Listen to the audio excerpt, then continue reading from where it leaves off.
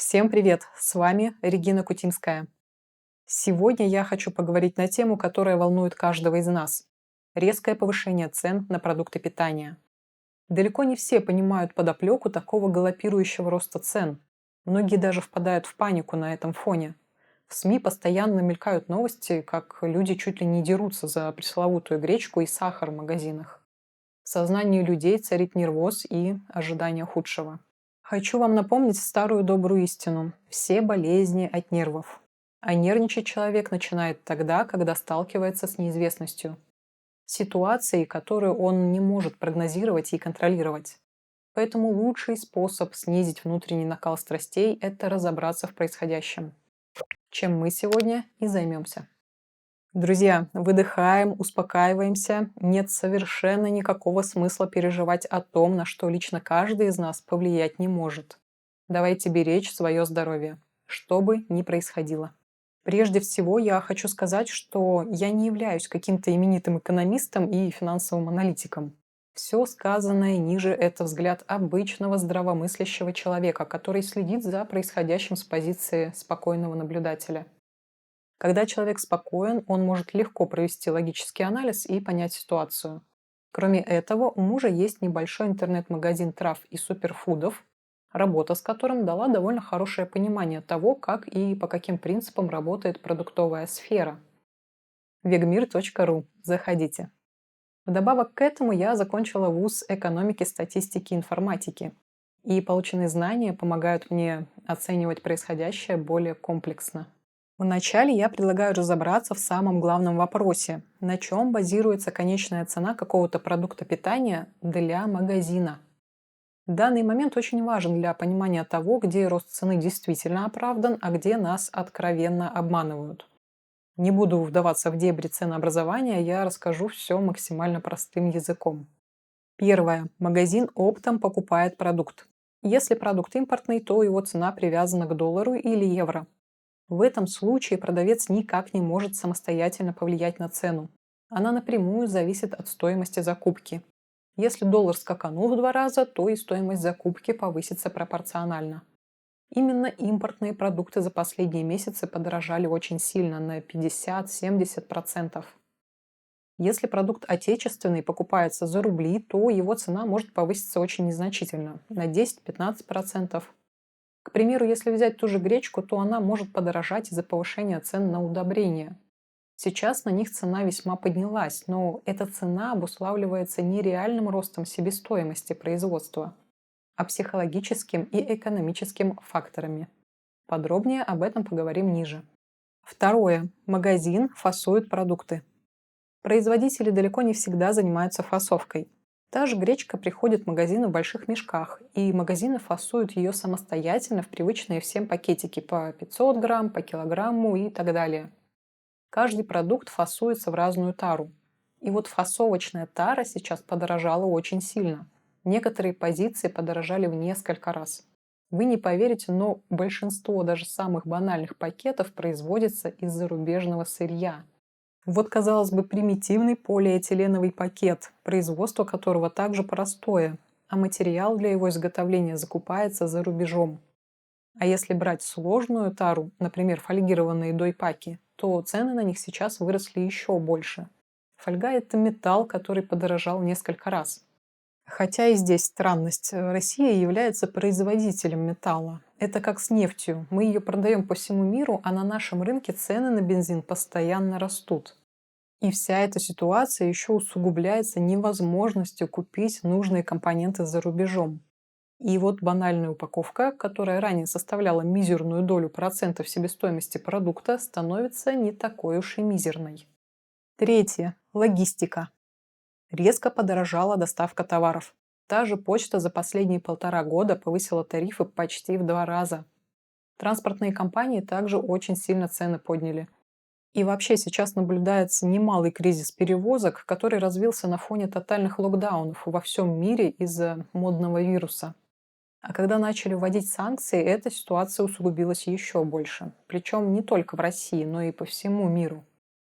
Есть также и другие пункты, влияющие на себестоимость. Аренда помещений, зарплата работников, коммуналка и прочее.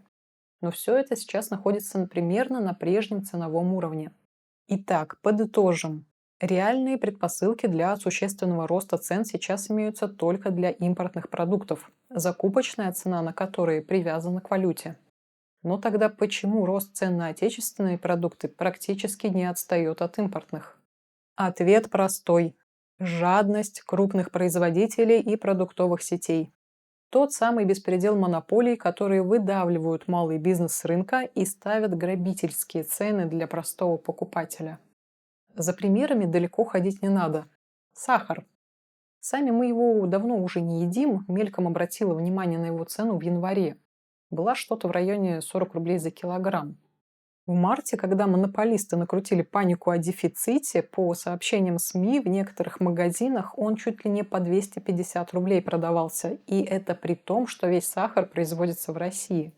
Людей специально ввели в заблуждение, что якобы грядет сильнейшее в несколько раз повышение цен на продукты.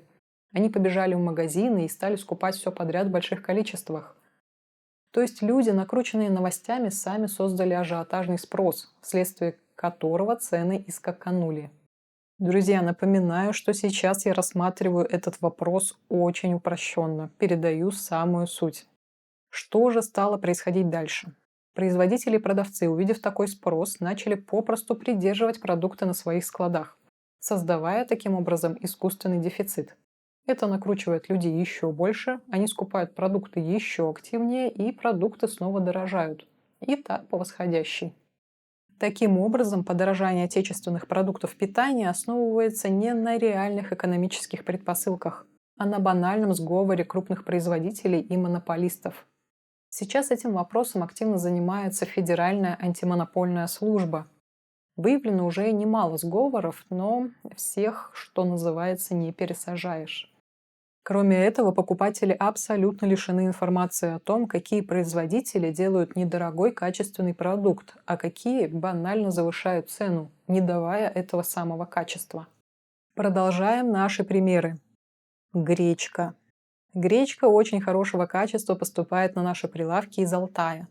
Даже на фоне дикого ажиотажа ее цена за килограмм составляет примерно 100 рублей. Тогда как гречка других производителей, которые обстоятельно вложились в рекламу и малость обнаглели, в фасовке 600-800 грамм цена доходит до 180 рублей. И по остальным продуктам происходит то же самое. А теперь давайте разберемся в том, что же делать в текущей ситуации.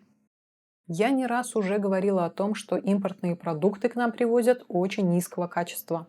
Там полно ГМО и различных химикатов, которые в Евросоюзе и на Западе попросту запрещены. В нашей стране имеется очень сильное продуктовое лобби, которое за последние годы добилось сильного снижения требований к качеству поставляемой в Россию продукции. ГОСТы упрощены крайне сильно, нас откровенно травят. И это не красное словцо, а банальный факт. Нам и тефлоновую посуду везут, давно запрещенную в нормальных странах из-за того, что она вызывает рак. В продукты повсеместно добавляется глицидол, сильнейший яд, вызывающий мутацию ДНК и многочисленные болезни. И многое-многое другое. Об этом будем подробнее говорить позже, но ситуация с качеством импортных продуктов – это полный мрак. Поэтому я категорически не советую вообще покупать западные импортные продукты. Недавно мы сняли для вас ролик, в котором подробно разобрали вегетарианский рацион питания. Если вы не видели ролик, обязательно его посмотрите, ссылка в подсказках и в описании. В ролике мы показали, что полноценный, подчеркиваю, полноценный рацион можно составить из обычных продуктов, 90% которых производится в России.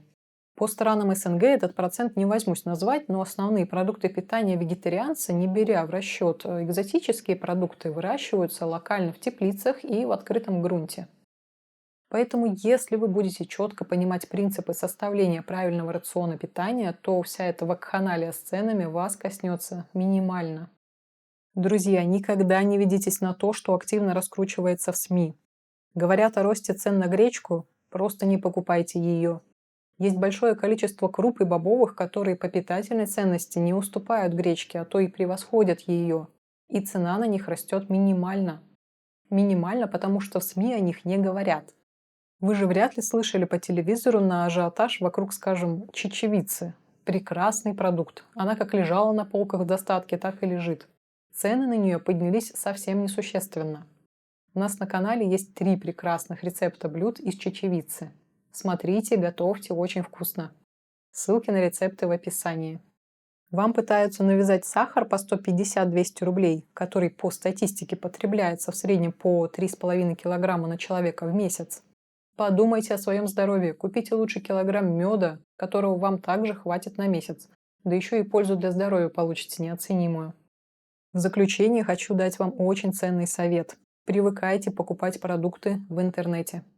Как я сказала выше, монополисты выдавливают с рынка небольших частных производителей, которые пытаются делать магазины в офлайне. Конкурировать с крупными сетями крайне сложно. Однако у нас есть интернет, в котором даже небольшой производитель может сделать свой магазинчик, предложить покупателю отличное качество и сделать это по цене, которая зачастую сильно ниже цены в гипермаркете. Закупившись мелким оптом, на 3-4 недели вы сэкономите деньги и получите качественный отечественный продукт. В гипермаркетах к своему рациону вы можете докупать только фрукты, овощи и зелень. Друзья, изучайте принципы правильного питания. Это сэкономит не только ваши деньги, но и выведет ваше здоровье на качественный иной уровень. Смотрите наш канал, читайте наши статьи. Информация, которой мы делимся, это личный практический опыт, полученный за долгие годы проб и ошибок. Пользуйтесь и будьте здоровы! Друзья, обязательно подписывайтесь на канал, ставьте лайки, нажимайте колокольчик, чтобы ничего не пропустить. Впереди у нас еще много интересной информации и полезных видео. До новой встречи и доброго вам здравия!